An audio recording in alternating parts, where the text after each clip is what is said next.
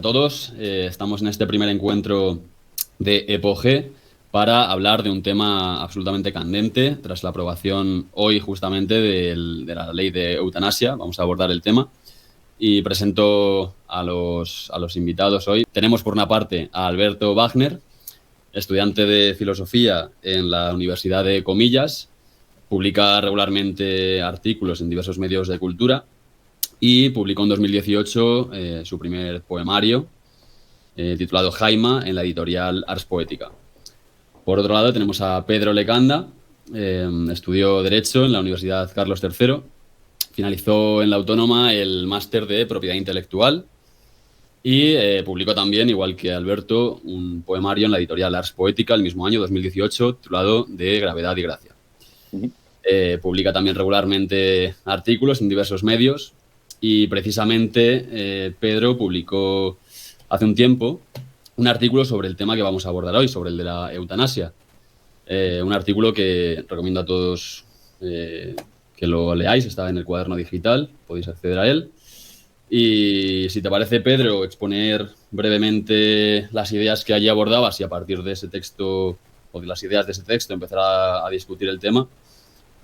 Muy bien, bueno, pues primero encantado de inaugurar este primer encuentro sobre la cuestión de la eutanasia y en efecto se nos había ocurrido organizarlo así, hablar primero de este artículo que se llama Eutanasia y Anestesia, que publiqué el año pasado, sobre todo su primera parte y actualizarlo a la fecha en la que nos encontramos.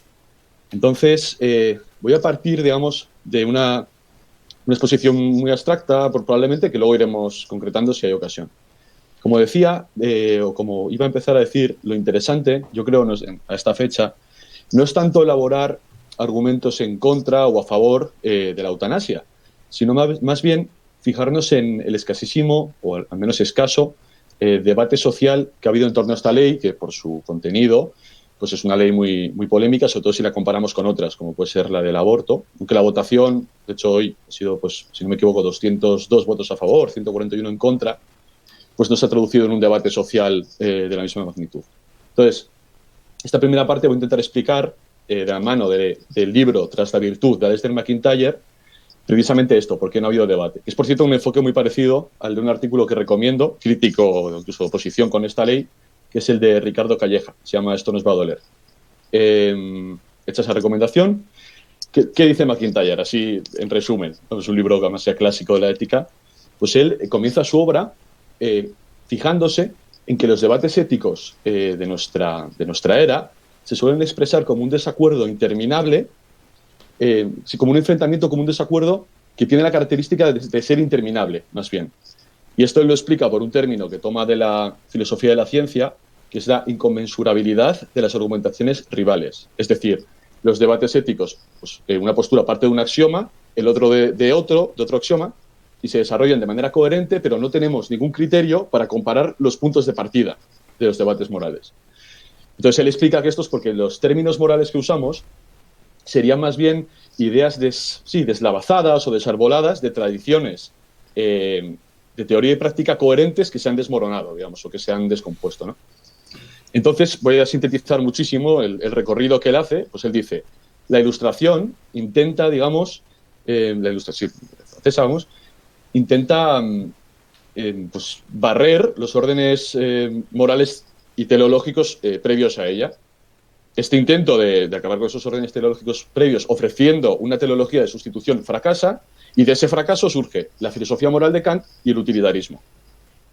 Y esta raíz utilitarista, sobre todo en los siglos XVIII y XIX, muta, digamos, en el siglo XX y XXI en el emotivismo, que sería aquella postura más o menos según la cual los juicios morales serían expresiones de sentimientos o de preferencias. Entonces, como bien es sabido, utilitarismo, que luego esto es más complicado, ¿no? Pero sería aquella teoría ética a grandes rasgos para la cual la ética consiste en dolor o en placer y displacer, digamos. Esas son las categorías esenciales de la ética, ¿no? Entonces, como decimos, el utilitarismo y el kantismo pues son los que copan, digamos, la teoría moral moderna. Y él dice que, claro, que este yo abstracto, desde el que se hacen las teorías morales, que está descontextualizado de las tradiciones éticas anteriores se expresa fundamentalmente en el yo de los derechos humanos, en ese yo universal, etcétera. Y esos derechos humanos precisamente recogen esta herencia utilitarista y kantiana. Hice un experimento que fue en la obra de Stuart Mill sobre la libertad, pues sacar pasajes que están prácticamente en nuestra Constitución tal cual. Es decir, por ejemplo, hay un momento dado en la obra de Mill donde dice que el libre desarrollo de la individualidad, creo que decía en vez de personalidad, como clave de la felicidad. En nuestro artículo 10 de la Constitución, apartado primero, se dice que, bueno, entre otras cosas, la dignidad, los derechos fundamentales, inviolables, y el libre desarrollo de la personalidad son fundamentos del orden social, o sea, del orden político y de la paz social. Apartado 2 se refiere a los derechos humanos. Bien. Entonces, lo que observamos, esta sería mi hipótesis de por qué la eutanasia, si bien sería tal vez exagerado decir que no hay debate, por lo menos sí sabemos que es un debate que se va a ganar de antemano si uno defiende la legalización de la eutanasia, pues es porque estas ideas, que de raíz utilitarista, kantiana, etcétera, están inscritas o cierran nuestras democracias. Desde la época, desde lo que llamaba Bobbio, la era de los derechos. Nuestras democracias homologadas, que se llaman muchas veces, se basan en estas ideas. ¿Y cuál es esta idea? Y ya con esto cierro esta exposición y abro el debate. Pues sería una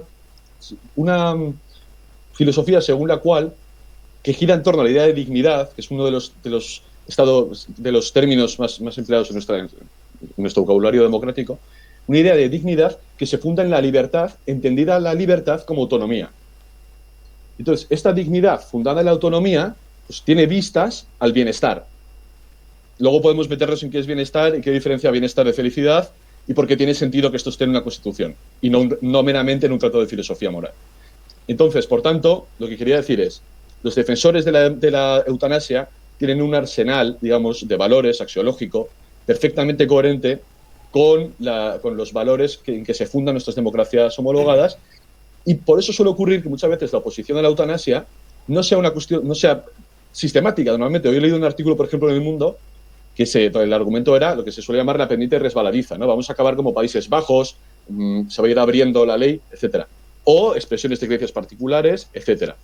Entonces yo diría que el arraigo de estos valores en nuestras propias democracias, es lo que hace que la postura a favor de la eutanasia sea mucho más propositiva normalmente que las posturas que la critican. Y a partir de ahí, pues, no sé, lo que os haya suscitado. Pues. Totalmente. Yo creo que has apuntado ya hacia los conceptos clave que creo que enhebran todo el debate de la eutanasia, ¿no? Como el de la libertad, la autonomía, la dignidad, el placer, dolor. Yo, ante esto que has comentado también de Stuart Mill, os quería preguntar qué opináis, porque claro, sobre todo de la obra sobre la libertad de Stuart Mill, él apunta a que el utilitarismo, fundamentado en el principio de mayor felicidad, no está, digamos, basado solamente en lo que decía Bentham del placer-dolor, que también está de fondo, sino en la consecución de unos fines que tienen más que ver con el desarrollo de un desarrollo tipo intelectual, ¿no? Que le es muy propio al ser humano y sobre todo al ser humano de ciertas sociedades, como apuntabas también, de carácter democrático, occidentales, ¿no? Frente a las colonias de la época, etcétera. Entonces os quería preguntar, ¿cómo veis este concepto que yo creo que hace bastante más complejo el debate que simplemente el de placer-dolor, que puede ser un parámetro muy útil desde luego, pero más sencillo que este que introduce Mill, a diferencia de Bentham, ¿no? Que es su maestro, es el padre del utilitarismo, y digamos que Mill va un poco más allá con el término de la consecución de fines que tengan que ver con lo intelectual, ¿no? Y claro, llevándolo al tema de la eutanasia, ¿cómo creéis que se debe abordar el tema teniendo esto en cuenta, ¿no? Y no simplemente con el placer-dolor? Yo creo que es un punto interesante el que comentas de la distinción entre Bentham y Mill, pero creo que al final subyace el mismo principio, que es el de la dignidad individual. Es decir, porque Bentham sí que es mucho más emotivista y Mill es intelectualista, podríamos decir, en ese punto, o por lo menos añade una categoría intelectual, pero al final no sería sino el desarrollo de la felicidad propia, porque la felicidad propia más humana sería la felicidad intelectual, pero la felicidad intelectual en un sentido particular además. O sea, sería una suerte de desarrollo de la naturaleza propia, como en Aristóteles, pero deslavazada, desunida o reinsertada en lo que sería el liberalismo del siglo XIX. Porque a mí me parece interesante todos los conceptos que ha ido tratando Pedro en la introducción, que si tú miras, claro, porque todos estos conceptos al final en Occidente entran a raíz de la Iglesia, que es la que los esquemas sistematiza y les da la coherencia que tienen en la actualidad o que han perdido en la actualidad pero que tuvieron hace poco. Entonces tú, si miras esos conceptos que nacen en Grecia y que se sistematizan en el cristianismo, como es el de dignidad, es el de libertad, es el de felicidad, tienen un componente muchísimo más social o muchísimo más de grupo, por así decirlo, que en la actualidad, que se van individualizando. Entonces, cogiendo otra vez el punto de Mill, aunque él complejice su sistema ético frente al de Bentham al añadir los elementos intelectuales, sí que sigue estando en el mismo paradigma de lo que sería la dignidad individual, que sería esa base o ese núcleo irreductible de cada ser humano concreto, que en el que lo que se basa la Declaración de Derechos Humanos, y por ende nace como casi de forma natural la eutanasia en ese sistema, ¿sabes? En un sistema moral como el de los derechos humanos, que al final es el que comparte Mill. Pedro. Sí, no, hay bastantes cosas que comentar aquí.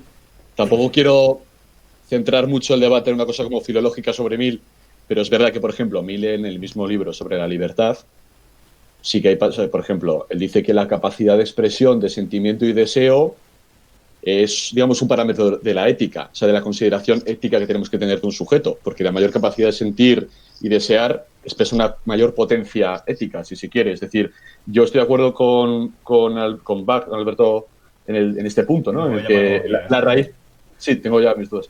En el que la raíz... Es de verdad que es un sistema más refinado, si se quiere, o se complejiza, pero la raíz finalmente es la misma. De hecho, por cierto, Mill también se reconoce en esa tradición, o reconoce que estas ideas pues tienen una progenie, digamos, en Grecia, luego está en una interpretación cristiana, y él considera que la etapa liberal pues estaría en cierto modo en consonancia en la evolución de esas mismas ideas. Incluso la idea de persona, dignidad, todas estas ideas tienen raíz clásica.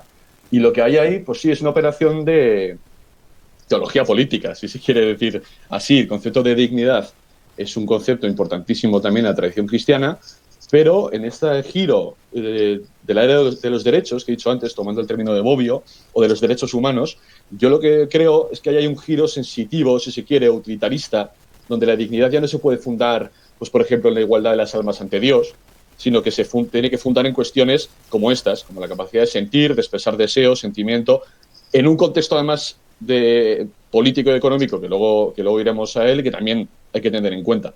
Entonces, sí que hay un continuo en los conceptos, pero yo creo que es lo que dice ese punto de McIntyre.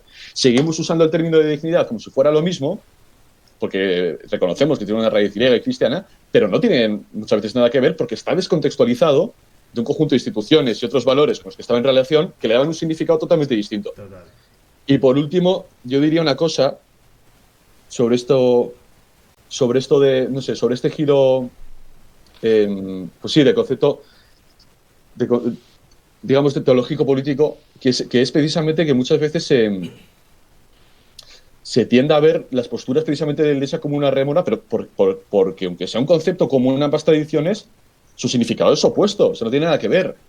Entonces, yo es lo que diría, que hay que distinguir, o sea, no es la mera palabra dignidad, ¿no? Sino que es sobre todo el significado que tiene, y eso es una cuestión epocal y filosófica. Yo el tema de Mill, ya para dejarlo aparte, lo introducía, esa distinción sobre todo porque, yendo a un caso concreto en el que un individuo se encuentre en una situación de dolor máximo que no pueda, digamos, soportar, o que le impida por lo menos tener como una funcionalidad asumible, partiendo del utilitarismo de Bentham, estaría bastante claro de cara a tomar una decisión cuál sería el punto, ¿no? Sin embargo, al introducir Mill ese matiz, ahí ya se complica la cuestión, porque el sujeto puede, digamos, entender que la funcionalidad que persigue la puede llevar a cabo siempre y cuando tenga las facultades intelectuales suficientes como para ejercer un trabajo, por ejemplo, etcétera, ¿no? Luego, por otro lado, también creo que desde las coordenadas de Mill, y esto no sé qué opináis, pero quizás sea más complicado defender precisamente la eutanasia, en tanto que la dignidad se fundamenta en esa capacidad intelectual, ¿no? Y en el momento en el que se pone fin a la vida, también se pone fin a esa autonomía, a esa dignidad basada en el matiz intelectual del que hablábamos.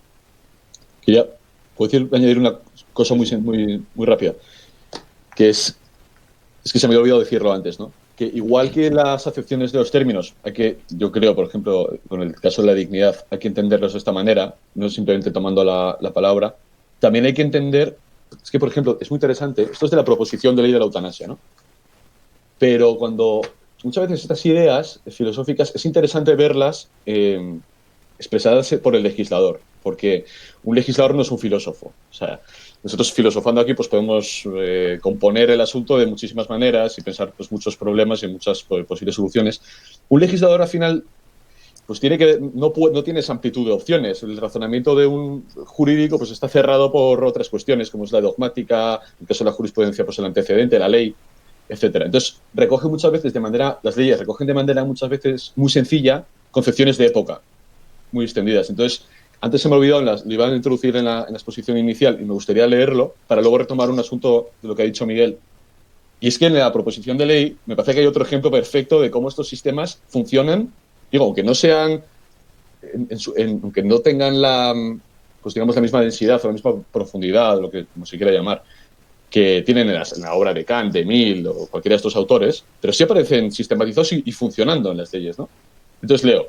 Dice, así definida, la eutanasia conecta con un derecho fundamental de la persona constitucionalmente protegido, como es la vida, pero que se debe conectar también con otros derechos y bienes, igualmente protegidos constitucionalmente, como son la integridad física y moral de la persona, esto sería la dignidad humana, el valor superior de la libertad ideológica y de conciencia o el derecho a la intimidad. O sea, aquí yo creo que está un poco que se sigue viendo claramente, ¿no?, esta urdimbre de valores a los que aludíamos antes. Y bueno, entonces, en este sentido, creo que es interesante tener ya una ley de eutanasia también para analizar cómo funcionan estas ideas filosóficamente, estas ideas filosóficas dichas por el legislador y cómo se interrelacionan. Y luego lo que has dicho, Miguel, de Mill, claro, yo no lo había entendido así, pero es cierto que eso puede tener, pues eso, sí, puede añadir un elemento que, por ejemplo, en el caso de Spinoza, que es un autor monista, o sea, porque, claro, aquí tenemos un experto internacional en Spinoza, como es Alberto Wagner, pero como, bueno, gran parte de la ética de Spinoza está escrita contra el dualismo de Descartes, precisamente, pues es un libro muy corporeísta, donde es que eso también lo analizaba en un texto, donde, claro, al final el ideal de la mayor potencia de obrar, pues hace que al final, lo que él dice es que el ideal más o menos es que tu cuerpo no necesite de ningún otro cuerpo para funcionar. Entonces, sí, por la vía de la actividad intelectual, del trabajo y el placer intelectual, pues se podría añadir un matiz. Pero ya digo que esto yo creo que son cuestiones más bien, o sea, que funcionan en planos distintos, las ideas filosóficas y cómo están funcionando, digamos, en la ley, que creo que es mucho menos matizado y que se ve con mucha claridad, vamos. Sí. Esto de Spinoza lo comentabas también en tu artículo sobre la eutanasia, si no recuerdo mal. Sí, es bastante larga. Sí, es casi un ensayo. Vale, bueno, para introducir nuevos elementos yo creo que podríamos hablar también de... creo que es necesario a la hora de hablar de la eutanasia hablar del concepto de muerte para saber, digamos, a qué tiene uno, ¿no? A mí sí me gustaría exponer, aunque sea brevemente, para ver qué opináis, como diferentes concepciones que se pueden tener de la muerte, ¿no? Y que además sigue, digamos, una línea muy de la tradición, ¿no? Casi como escolástica. Entonces, pues bueno, podemos encontrar que, por ejemplo, para Epicuro la muerte se entendía como una cosa indiferente, ¿no? Ni mala ni buena, indiferente porque lo que decía en la carta a Meneceo, ¿no? Cuando ella está, tú no estás y viceversa. Entonces, en ese sentido, pues bueno, la muerte habría que aceptarla sin más, pero sin pensar demasiado en ella, cosa que también, por cierto, dice Spinoza, ¿no? En la ética. Es un tema en el que no hay que pensar demasiado. Llega a decir que un hombre libre en nada piensa menos que en la muerte, ¿no? Sí. O algo así. De ahí también la línea estoica de Spinoza, ¿no? Luego se puede entender también la muerte como un mal en sí mismo, en tanto que es una privación de la vida y la vida entendiéndose como un bien, ¿no? Esta sería la corriente más adscrita a la religión, al cristianismo, También un poco porque, bueno, el hecho de que la vida no la posee, no es posesión de uno, no tiene derecho sobre ella uno, sino que pertenece a Dios, ¿no? Entonces no tendría derecho a quitársela.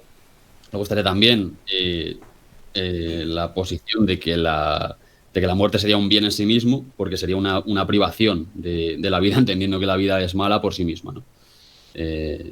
Esto, bueno, es una postura que encontramos en algunos filósofos, ¿no? Tipo Ciorán, en Sófocles incluso, ¿no? En Edipo en Colono, cuando dice aquello de no haber nacido nunca puede ser el mayor de los regalos y tal.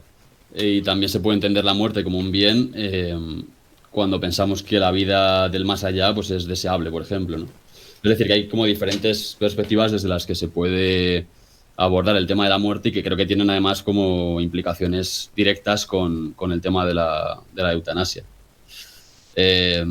Luego estaría también, digamos, por último, el hecho de que la muerte no es ni mala ni buena por sí misma, sino que depende de las circunstancias que rodean a esa enfermedad en cuestión, ¿no? Y que creo que es un poco a la que más me ascribiría quizás, y la que más relación tiene también con el tema de la eutanasia, en tanto que lleva parejo el tema de las enfermedades, el sufrimiento, el placer, dolor que hemos hablado antes y tal.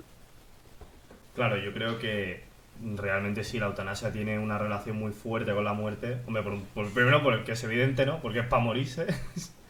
Y luego porque tiene una concepción muy concreta de lo que es la muerte. Además, se refiere específicamente al proceso de morirse, ¿no? No más que a la muerte en sí, como tal.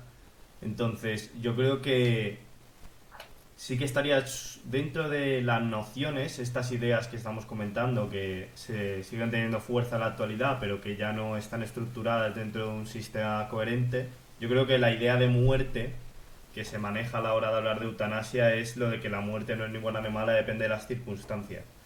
Porque realmente nuestra sociedad, o por lo menos a nivel generalizado, no piensa en la muerte como un bien más allá, porque además, bueno, esto es un tema que podría ser curioso para otros podcasts, que la mayoría de religiones que defienden que el más allá es una mejor vida no están a favor del suicidio. O sea, entonces, yo creo que también esto enraiza otra vez con lo que venimos hablando de Stuart Mill y todo este asunto del liberalismo, y es de que el sujeto personal es, o sea, de que el individuo concreto es dueño de su propia vida y de que tiene la potestad de decidir sobre el fin de la misma. Esto último que has comentado, y creo que a raíz de Spinoza también es importante mencionarlo, ¿no? Sobre todo también en relación con otros asuntos muy cercanos al de la eutanasia, como el del aborto, cuando vemos que muchos de los eslóganes o pancartas que se enarbolan para la defensa del mismo, pues son ideas como la de mi cuerpo es mío, tomo las decisiones sobre mi propio cuerpo, etcétera, y que, bueno, están en estrecha relación con todo esto que venimos hablando. Y desde Spinoza, por supuesto, hay que decir que el cuerpo no es que sea de uno, ¿no? Sino que uno es su cuerpo. Y de ahí la importancia que le da al corporismo en toda su obra. Entonces, ese tipo de argumentos, en principio, quedarían totalmente fuera, ¿no? de la discusión desde, por lo menos, las coordenadas estas que estamos manejando. Claro, yo creo que la pregunta que entra en juego ahí es ¿bajo qué circunstancias alguien quiere destruirse a sí mismo? Porque al final la eutanasia es suicidio. O sea, eso ya no sé si lo hemos comentado en algún punto, pero bueno, es algo que todo el mundo sabe y que la gente intenta evitar llamando muerte asistida o demás. Claro, yo ahí veo una diferencia, no sé qué pensáis, por la diferencia entre eutanasia como tal, que no sé si habría que remontarse al significado etimológico, no lo creo, la buena muerte, etcétera, pero que tiene más que ver con un proceso de enfermedad degenerativa en muchos casos, ¿no? Se tiende a ver estos ejemplos, también, pues, digamos, por películas que han salido y tal, y que sin embargo hay una diferencia, no sé si estáis de acuerdo con lo que podríamos llamar el suicidio asistido, que, bueno, en principio no tendría tanto que ver con enfermedades degenerativas, que son los casos más relevantes, que siempre salen en prensa y siempre salen a discusión. El suicidio asistido, en principio, sería una cuestión mucho más amplia, ¿no? Que no implicaría sencillamente, a lo mejor, esta distinción placer-dolor, como normalmente se entiende, que es el físico, el del cuerpo y tal, sino que incluiría también los males de carácter psicológico, que son los que normalmente también te llevan a suicidarte, ¿no? Y parece que hay una distinción ahí que a lo mejor no debería de darse, pero que creo que de hecho se da. La distinción entre el suicidio asistido y la eutanasia. No sé qué pensáis. Bueno, ya es que se van acumulando las cosas porque han salido muchos temas y no me resisto a sacar algunos. Yo he venido un poco con mi libro de los valores estos, pero me gustaría comentar algunas cosas que se han ido decantando que son muy interesantes, sobre todo para ir avanzando, yo creo, asuntos, que es lo que también quería yo tratar, aplicaciones prácticas de estos conceptos filosóficos que yo creo que son interesantes. Por empezar por algún lado, tema suicidio y eutanasia, o incluso las comparaciones entre suicidio, eutanasia y aborto, yo creo que sería un tema aparte que podemos tratar, por supuesto, pero que es muy extenso. Yo solo quiero decir una cosa que he dejado caer antes, que es, claro, la idea de bienestar. O sea, en principio, el suicidio no exige que haya una institución que te asista en el proceso. No todos los suicidios, al menos, exigen lo que llamamos suicidio normalmente en el lenguaje coloquial. Es una cosa que hace uno mismo por sí mismo. Entonces, no hace falta ningún tipo de institución, ya digo, ni pública ni privada, que ese es otro tema. Si la eutanasia, pues lo que va a pasar, evidentemente, si es ético que la eutanasia, como el aborto, se puedan llevar a cabo en clínicas privadas, pero bueno, eso es otro tema, ¿no? Pues ya digo, en el suicidio no hace falta. En la eutanasia, la cuestión es que hay una relación, hay una relación de dependencia por la enfermedad de una persona hacia una institución. Y yo ahí creo que entra en el tema del bienestar. O sea, bienestar, que es un término que remitimos a estado de bienestar, pues tiene que ver con esto, y por eso es un término del que tranquilamente se habla en leyes y en constituciones, ¿no? Porque cuando decimos que el libre desarrollo de la personalidad lleva al bienestar, lo que estamos diciendo es que tenemos un derecho y por tanto hay un deber correlativo del Estado, pues, de prestación, etcétera, para que genere las condiciones para que yo pueda desarrollar libremente mi personalidad. Eso es lo que decimos cuando decimos bienestar. Y es muy distinto de felicidad. La felicidad, en principio, no pensamos que se deba exigir. Bueno, en Venezuela parece que había un ministerio de felicidad, pero es una cosa como orwelliana y muy excepcional. Entonces, yo diría, la diferencia entre suicidio y eutanasia tiene una cierta correlación, aunque sea vaga, que yo creo que es esta, con la distinción entre felicidad y bienestar. Pero bueno, esto ya digo que es una cosa más, una cábala o aquí, una cuestión no sé si me más permites un breve apunte, pero sí. En esta idea de autonomía, bienestar, creo que puede ser quizá peligroso entender que, digamos, primero iría la autonomía y que sería la autonomía lo que llevaría al bienestar, ¿no? Cuando en realidad creo que sería más bien al revés, que es necesario tener, digamos, unas bases materiales y un sustento y un estado de bienestar como para poder desarrollar esa autonomía de la que estamos hablando, ¿no? Claro, bueno, eso es el concepto, digamos, de la distinción clásica de Berlin, libertad positiva, o el concepto republicano de libertad. Sí, yo estoy de acuerdo. Esto es el concepto más liberal, libertad negativa. Bueno, esto es una división como muy hacia grandes rasgos.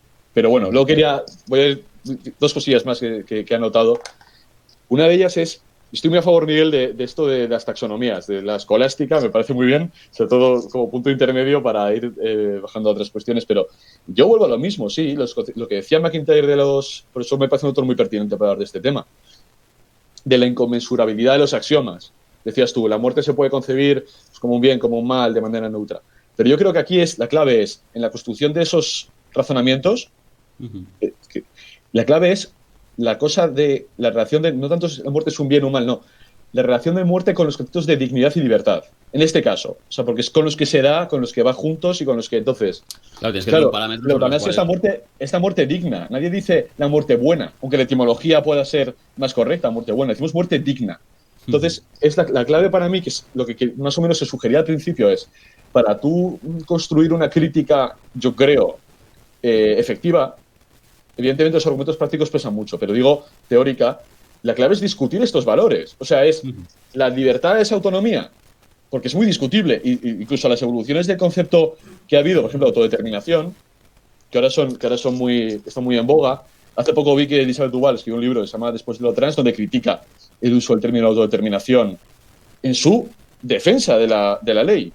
Pues es lo que digo yo. Se puede incluso estar a favor de la ley de la eutanasia y no caer en estos términos que probablemente no tengan mucho sentido o que son muy discutibles y que matizarían incluso también la ley, probablemente. El concepto de dignidad, igual que decías tú, la idea de... O sea, tú yo creo que has ido ya a uno de los temas centrales, que es el concepto de libertad, que es uno de los que está aquí. La idea, por ejemplo, esto Ricardo Calleja, al que he citado antes, lo decía en otro artículo.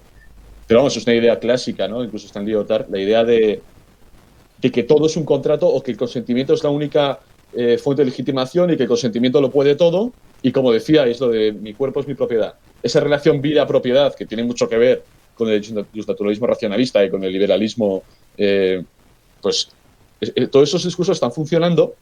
Y yo creo que eso, que es la clave en los eslóganes, etcétera, aunque funcionan a niveles distintos. Es decir, también es posible que en cierto modo es imposible a veces evitar sustantivar o reificar con el lenguaje. Es decir, es muy difícil en una manifestación decir yo soy mi cuerpo y estoy a favor, como lema político, evidentemente, pues será muy, muy correcto, pero evidentemente como lema no funciona tanto. Y yo creo eso, que aquí la clave es la disputa sobre los términos, Sí, sí. sobre qué es dignidad, qué es libertad y cómo se relaciona eso con la muerte en el caso de eutanasia.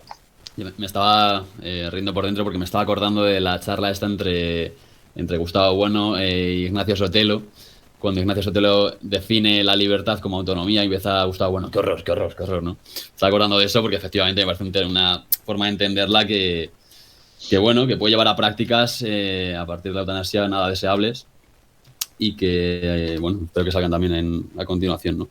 Yo os quería plantear también el hecho de que en esto que apuntabas desde el principio de la inconmensurabilidad, claro, con el tema de la dignidad, que es uno de los temas centrales, si no uno de los centrales de la eutanasia, me parece especialmente complejo de abordar, ¿no? En tanto que, en principio, cada individuo parece que pudiese ser libre de elegir cómo entiende la dignidad. Y de hecho ocurre así, quiero decir, cada individuo la entiende de una manera, ¿no? Entonces, claro, podemos pensar en que un individuo pueda entender la dignidad como el morir acompañado de sus seres queridos, ¿no? Que sería una de las formas en las que normalmente piensa uno que es el buen morir o el morir con dignidad, pero perfectamente puede defender un individuo que el morir con dignidad sea morir solo, ¿no? Y a ver quién le dice a ese individuo que está en error, ¿no? Si es su decisión. Hay también el problema de la libertad, ¿no? ¿Es libre o no es libre para decidir eso? Yo creo... El otro día veía Pero acabo ya. El otro día veía el documental de Umbral, ¿no? Y, bueno, contaba Gistau que cuando le fue a ver al hospital, le vio de espaldas, le vio demacradísimo y se dio cuenta de que lo que no era digno para Paco Umbral en ese momento era que le viese, ¿no? Porque verle suponía, digamos, quedarse con el recuerdo y con una imagen distorsionada de lo que él fue en vida, que era la imagen del dandy, etcétera. Entonces se dio cuenta de que lo que era más digno para Paco Umbral era irse sin que Paco Umbral le viese a él, ¿no? Para que no le viese en ese estado deplorable, casi ya decrépito. Entonces lo que digo es que hay como decías, una inconmensurabilidad entre los conceptos de dignidad, porque es muy difícil, ¿no? Que los individuos se pongan de acuerdo para ver en qué consiste eso. Y creo que es especialmente complejo en el momento en el que se aprueba una ley, en el que creo que hay que definirlo por necesidad, ¿no? Yo creo que hay una coyuntura ahí cuando tú comentas lo de que cada individuo es libre de entender la dignidad de un modo. Yo creo que incluso sería más o menos más bien al contrario, que cada individuo está obligado por sus circunstancias y por su propia, bueno, por su propio cerebro, yo qué sé, que está obligado cada uno a pensar la dignidad de un modo distinto. Entonces, el por qué cada uno piensa la dignidad de un modo diferente, tenemos que encontrarlo más allá del propio individuo. Yo creo que es una de las conclusiones a las que vamos llegando en este podcast. Y, por ejemplo, De acuerdo, claro. ¿por qué las personas ancianas que están solas consideran que no es digna su vida ya como para seguir siendo vivida en muchos casos, ¿sabes? Yo creo que tiene mucha relación. O sea, la pregunta es si en la antigua Grecia o si en Roma o en otras sociedades tantos ancianos se plantearían la eutanasia. Entonces yo creo que tiene mucha relación con el hecho de que en la sociedad actual, que es una sociedad capitalista, cuando no eres un sujeto de producción, no eres un sujeto útil, no eres un sujeto valorado. Pero, por ejemplo, en una sociedad como los romanos, que era gerontocrática, ¿no? Que donde el anciano se valoraba por su sabiduría, la eutanasia es que no tendría ni siquiera menos... Y podemos hablar luego de los casos estos de dolor físico, incapacidad total y dolor que anula al ser humano, pero en la mayoría de casos de ancianos yo creo que no se plantearía siquiera, o sea, sería absurdo pensar que un anciano quiere morirse. Entonces no sé si estamos incluso determinados por los valores a aceptar la eutanasia y estamos obligados un poco por el sistema en el que vivimos, que nos condena a pensar así. Claro, a mí... No sé si vas a hablar, Pedro. Bueno, pero si quieres, te cedo. Iba a apuntar simplemente que me parece clave lo que dices, porque precisamente lo que puede tener apariencia de liberación, ¿no? Muchas veces ya estamos empezando a oír el discurso de, bueno, los que apoyan la eutanasia, etcétera, siempre va aparejado con el tema de la libertad, ¿no? Entonces creo que es muy peligroso el confundir algo que nos hace libres con algo que en realidad está reproduciendo un modo de pues económico, al fin y al cabo, ¿no? Que hace todo lo contrario y que hace, como decías, que las personas que no sean productivas pues sean totalmente prescindibles, claro. Sí, me interesa mucho esta intervención y yo creo que es la clave ir yendo a estas cosas porque precisamente la libertad, que es un término amplísimo, se suele invocar como si se supiera lo que es, como si fuera una cosa unívoca y totalmente, que es lo que apuntaba antes Miguel, ¿no? Totalmente desarraigada de los contextos en los que puede tener algún significado, como un mero lema, ¿no? Y yo creo que aquí la concreción es, o sea, que lo que hay que hacer es concretar esto pues políticamente. Claro, ¿cuál es el problema muchas veces de los términos estos tan cargados, tan estimativos, tan valorativos? Porque al final además son términos que todos compartimos en nuestros, es decir, todo el mundo está a favor de la dignidad, la libertad y el bienestar. Entonces, cuando hay un cierto a veces felicismo en torno a estos derechos de hemos aprobado un derecho, o sea, como si eso fuera un nuevo derecho, y eso genera pues una gran felicidad muchas veces, que yo creo que incluso si se estuviera a favor o por supuesto si se está en contra, yo creo que hay que señalar ciertos peligros de ese mecanismo. Y lo decía muy bien ahora, lo decís muy bien ambos ahora. Claro, primero, yo creo un peligro posible. Alegrarse mucho porque hemos aprobado una ley de la eutanasia por la libertad y descuidar los cuidados paliativos y la dependencia, que es la otra palabra aquí clave, después de dignidad, la palabra dependencia. De hecho, ahora me gustaría meterme un poquillo en eso. Pues ese felicismo nos puede llevar muchas veces a decir, bueno, hemos garantizado un derecho y descuidamos este. A mí me parece que sería mucho más interesante garantizar el derecho difícil. El derecho difícil es que la parte que no es productiva de tu población, que por tanto efectos económicos, por eso estas ideas hay que contextualizarlas políticamente, sobra, es población excedente para la producción para la producción económica, pues garantizarles una vejez digna y una muerte digna, y esa muerte digna implica no que te puedas morir, porque de hecho, si tú tienes una sociedad en la que tú sientes vergüenza de tu condición, eres población excedente, encima no hay dependencia, no hay fondos, no hay paliativos, y los he visto el año pasado, es que además esta ley no se aprueba, se aprueba en 2021, o sea, se aprueba en 2020, se aprueba en 2021. Entonces, en un contexto, lo que ha pasado con las residencias, etcétera. Claro, ¿en qué medida eres libre en ese punto? Es decir, si eres un sujeto que está totalmente... Es que no puedes elegir, porque la elección sería, vale, puedo elegir entre tener una vejez acompañada con gente que está pendiente de mí, que me valora, con unos servicios públicos que me garantizan una salud de dependencia, o puedo elegir morirme. Es que muchas veces no puedes elegir morirte.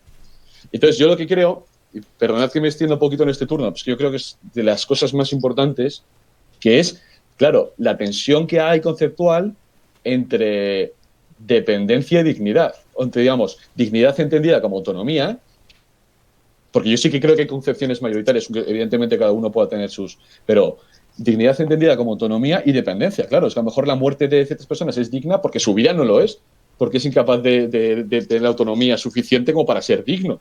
Ahí hay una relación de tensión muy peligrosa y de hecho, esto es como antipodcast total, ¿no? Es como lo menos formato podcast, pero me gustaría leer un fragmentillo que encontré el otro día leyendo del libro de Richard Sennett, La corrosión del carácter, que me recordó este tema, que no tiene nada que ver con la eutanasia.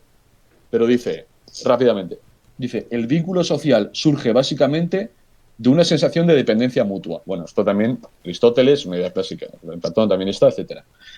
Dice, el ataque al estado del bienestar comenzó en el régimen neoliberal y anglosajón y ahora se extiende a otras economías políticas y trata a los que dependen del Estado con la sospecha de que son parásitos sociales más que personas verdaderamente indefensas.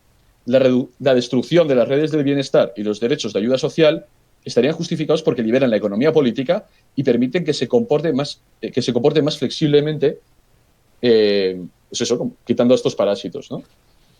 Y dice, claro, la vergüenza de ser dependiente tiene una consecuencia práctica, pues erosiona la confianza y el compromiso mutuos. Y la falta de esos vínculos sociales amenaza el funcionamiento de cualquier empresa colectiva. Entonces, lo que habría que preguntarse es, claro, en este contexto en el que efectivamente los ancianos son población excedente, son población que no es productiva, Claro, ¿cómo se relaciona esto con la dependencia, que es otra de las espadas muchas veces sobre todo este año del COVID? ¿Cuántos análisis ha habido sobre que somos vulnerables? La dependencia es muy importante, en la parte, sobre todo en los partidos de izquierdas, se aboga mucho por esta idea de dependencia. Y cómo muchas veces este lenguaje pues, puede resultar una farsa y puede estar escondiendo dinámicas de fondo que son económicas y políticas en las que realmente invocamos valores que realmente estamos pues, periclitando por la vía de los hechos o por la vía de considerar a esta población como excedente. Yo creo que hay una amenaza o una tensión bastante importante y que ya nos sitúa en el terreno de lo político, o de la política, mejor dicho. Y hablando del terreno de la política, bueno, perdón, Miguel, no sé si querías... No, iba a señalar simplemente que la contradicción que señalas, ¿no? Me parece especialmente asombrosa, ¿no? Que muchos de los partidos de derechas, ¿no? Que en principio están vinculados a una economía neoliberal, etcétera, después en lo moral, que son más conservadores, están en contra, ¿no? de este tema, y viceversa. Los partidos de izquierda que defenderían, digamos, lo contrario, después están a favor. Cuando en la raíz económica que explica el proceso, realmente, que es lo que lo explica, digamos, que la postura es la inversa, ¿no? Me sorprende muchísimo, ¿no? Que caigan en esa contradicción y que además no esté, digamos, ese debate haciéndose fuertemente, ¿no? Yo es que creo que esto nos lleva a lo mejor a otro tema, nos conduce a otros derroteros, pero yo creo que el punto de que la izquierda y la derecha estén respectivamente a favor o en contra tiene más que ver con que al final los partidos políticos representan a grupos sociales y que los grupos sociales no suelen ser coherentes ideológicamente, más que con el hecho de que tengan un sistema de ideas o una política coherente, como decía antes. Porque yo creo que Podemos, al final, que es como el partido que más aboga por esto, ¿no? Aquí en España, es un partido que no es que representa a la izquierda, es que representa a una juventud concreta. Entonces es una juventud concreta que tiene a lo mejor unos valores relacionados en algunas ocasiones con los derechos laborales y todo este conjunto de ideas, como o el feminismo o antiprostitución o todas estas cosas, pero luego realmente son bastante individualistas en luego sus modos de vida particular, que se ve eso con mucho de, bueno, estos son otros temas, pero con lo de las relaciones y todos estos asuntos. Entonces, y la derecha, por su parte, son una serie de... También son incoherentes igual, porque es una serie de personas que son neoliberales, pero no en lo ideológico son conservadores, lo cual es una contradicción en los términos. Porque si gana la idea que gane en el mercado es la idea que se tiene que imponer. No sé si... Sí, a mí me gustaría comentar, claro, es verdad que es otro tema, pero bueno, que tampoco se aleja demasiado. Que, bueno, el año pasado se planteó esto que el término neoliberal es hay que cogerlo un poco con pinzas, como el término posmoderno. Bueno, el término posmoderno pasa mucho más porque posmoderno es todo el mundo. Te descuidas, porque hayas nacido después de los años 50 ya eres posmoderno casi. Pero bueno, también se entiende qué se quiere decir, de todas maneras. A veces, pero en fin. El tema, lo último que ha dicho Alberto sobre los liberales conservadores, sí, de hecho ha habido debates muy interesantes, he visto alguno muy interesante, se ha planteado bastante últimamente hasta qué punto, en qué medida eso no es una contradicción en los términos. O sea, no me acuerdo quién era un famoso reaccionario, sí que hispanoamericano, pero no me acuerdo quién, que cuando le preguntaban, es una cita muy típica, no sé por qué, pero no me acuerdo, decían que porque era reaccionario y no conservador. Y decía que era porque había muy poco que conservar y mucho contra lo que reaccionar.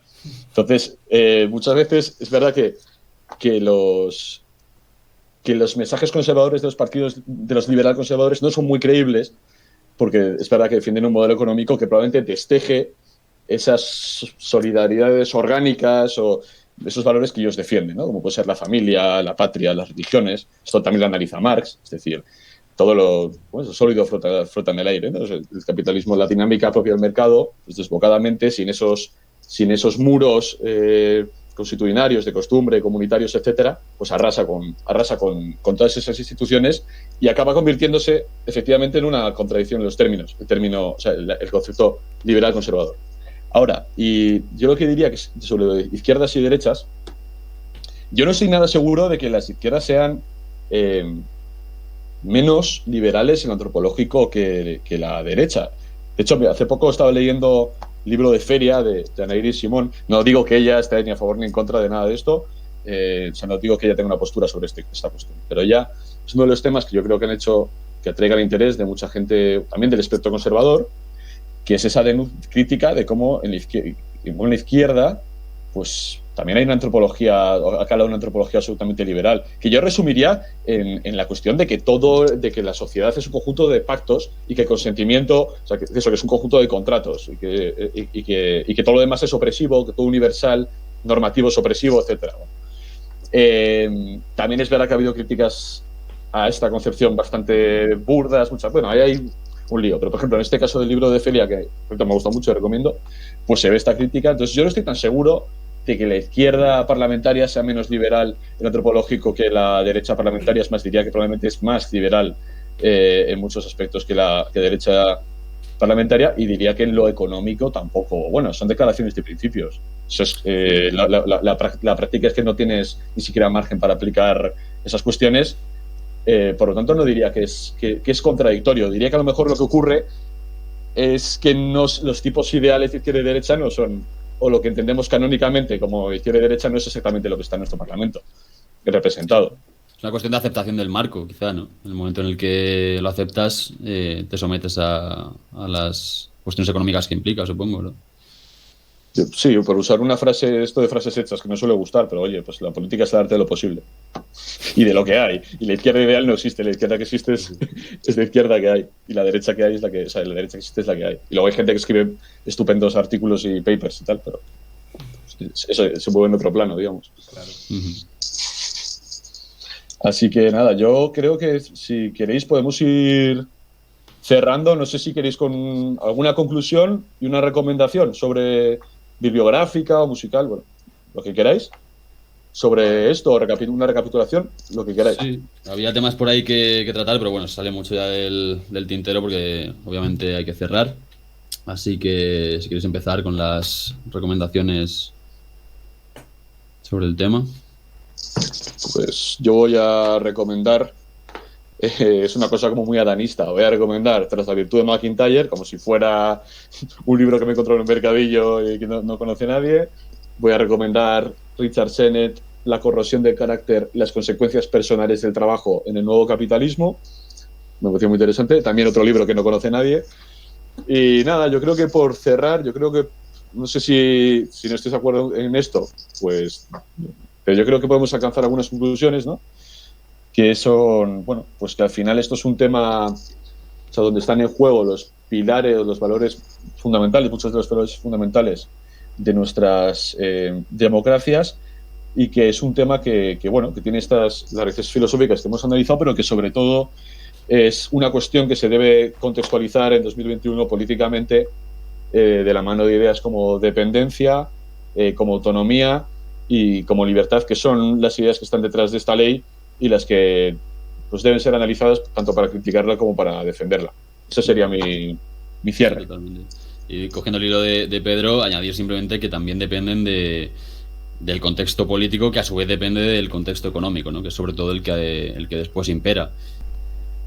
Pues yo, para concluir, creo que deberíamos hablar un poco de estas ideas que hemos tenido a lo largo del podcast, que es básicamente que justamente nuestras concepciones o nuestros valores fundamentales no son sustancias ideales inamovibles, sino que tienen, pues como hemos ido comentando, su contexto y su producción. Y me parece muy interesante como ejercicio de reflexión a la hora de ver si la eutanasia, si el aborto, si todos los temas que nosotros a lo mejor tenemos demasiado aceptados son realmente válidos o deberían serlo, el contrastar aunque sea con nuestra propia tradición histórica. Es decir, yo sé que genera mucho rechazo, ¿no?, la doctrina social de la Iglesia o filosofías arcaicas y todos estos sistemas, pero al final, a ver, creo que son buenos ejemplos de espejos en los que mirarnos y ver las diferencias que hay entre unos y otros, y entonces a mí me parece un ejercicio interesante. Por lo tanto, también tú, ya que Pedro comentaba libros ultraclásicos sobre la eutanasia y todo esto, a mí me parece interesante revisar los argumentos sobre el suicidio de las epístolas morales de Lucilio de Séneca, porque... Gracias. porque creo que, aun siendo de la época romana, que ya queda un poco lejos, son interesantes porque creo que recoge muchos lugares comunes que también están en la eutanasia y en todos los temas que son la muerte y el dolor. Entonces a mí me parece interesante revisitar esos textos. Y también los de la propia Iglesia y, bueno, ir mirando más allá de nuestro horizonte, que a lo mejor es demasiado limitado. Un momento, perdón. Daba las gracias porque un podcast sobre eutanasia sin Séneca pues sería, claro, un fraude, ¿no? Pero quería preguntarte qué extraes tú de útil de la doctrina social de la Iglesia. Perdón por interrumpir un turno de conclusión, pero es que me parece muy interesante la referencia. La has dejado así, digamos, de paso, y sería interesante. ¿Por qué crees que es útil la doctrina social de la Iglesia? A mí... Y la firmas. Yo, por favor, me parece muy bien. Manuel de Prada, si ve esto, va a estar contento. No, a mí me parece estupendo. Pero a mí me parece que es útil la doctrina social de la Iglesia en torno al aborto porque analiza la perspectiva usando la tradición escolástica y patrística. Entonces se basa en nociones de persona, por ejemplo, la noción de persona de Dios, esto es alargarse un poco, pero es relacional, no es individual. Entonces ya presupone la sociedad y hay conceptos como, por ejemplo, lo de la dignidad en el sufrimiento, que es una cosa interesante, que puedes no estar de acuerdo con ello, pero a la hora de manejar otro concepto del dolor, por ejemplo, porque nosotros tenemos como el dolor como algo intrínsecamente negativo y la Iglesia es como que saca aristas distintas de esto, por ejemplo. Y también habla de la obligación ética que presupone el hecho de que tú, en cierto modo, obligues al médico a practicarte la eutanasia. ¿Sabes? También habla de esos elementos, entonces a mí me parece que siempre hay que intentar ver, cuando todo el mundo está de acuerdo contigo, ver a alguien que no esté de acuerdo contigo. Entonces, puedes no apoyarlo, puedes estar en contra, pero me parece uno de los argumentarios más interesantes en la actualidad, la verdad. Perdón, una cuña y no sé, y ya pasamos, porque también quiero que responda Miguel a esto. Relacionando temas. Claro, el cristianismo tiene esta cuestión de que, bueno, la propia figura de Cristo, el sufrimiento puede ser, aunque Cristo no quiere, no es un masoquista que quiera, ni mucho menos. Las caracterizaciones, de hecho, de Jesucristo son las contrarias. Pero es a través del sufrimiento como se logra la redención, claro. Símbolo de la cruz. Eso por un lado. Además, lo que dices tú, la antropología católica no es la misma que respecto al individuo que la liberal, y tiene este elemento relacional en el que además la vida es indisponible, porque la vida propiamente no es tuya. O sea, si tú te matas a ti mismo, sería un pecado de soberbia, incluso de estar destruyendo pues eso, la vida que no es plenamente disponible por ti, digamos. Y ¿no os parece que en esto, porque aquí se podrían relacionar cosas, esto dentro de la derecha sería interesante? A lo mejor hay una derecha que tiene este pozo de catolicismo, que tiene el catolicismo, no en todas sus vertientes, pero tiene esta faceta popular, muchas veces menos liberal, o que mira más al concepto de justicia social, que de hecho es un concepto bastante, en fin, de un orden social más, pues eso, digamos, antitético con ciertas versiones del liberalismo, más social, vamos a decir, y además esta antropología católica que estaría muchas veces detrás del concepto de dignidad de aquellos que se oponen al concepto de dignidad de los defensores de la eutanasia. Es decir, que ahí estarían los dos conceptos y que al final, por eso me parecía pertinente hablar que la referencia que hacías, Alberto, a la doctrina social de la Iglesia, porque no podemos desconocer que es una de las doctrinas clave en estos debates, sea de manera directa o sea por derivación, o sea por influencia. Claro.